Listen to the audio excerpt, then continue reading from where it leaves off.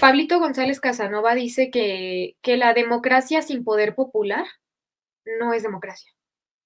La democracia sin representación de esas voluntades colectivas del pueblo en estos aparatos del Estado, ¿no? Estos organismos previstos constitucionalmente, si no hay representación ahí, es que la democracia no existe, es un chiste.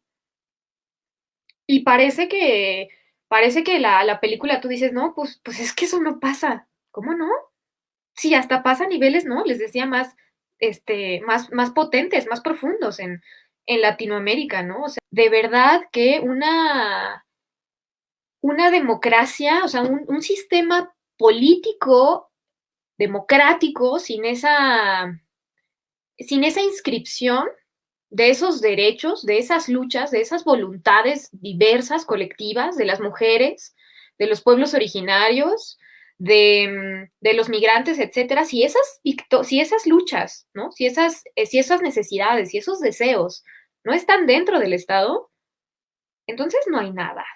Entonces la Constitución, ¿de qué nos sirve, no? O sea, yo adoro la Constitución de México y en general, pues cada país sabrá, ¿no? O sea, su constitución son muy bellas las constituciones latinoamericanas.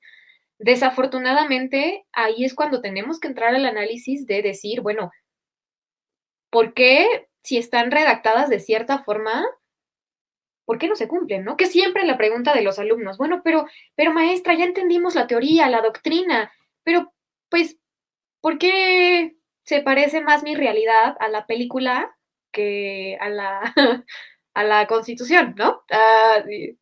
Entonces es como que ahí hay que hacer una crítica verdadera, muy, muy férrea, muy categórica hacia nuestros sistemas políticos en Latinoamérica. Y la verdad es que hay que hacerlo en conjunto. O sea, yo creo que el diálogo abierto en Latinoamérica urge, porque no solo es México, ¿no? Es Colombia, es Venezuela, ¿no? Es Bolivia, es Argentina.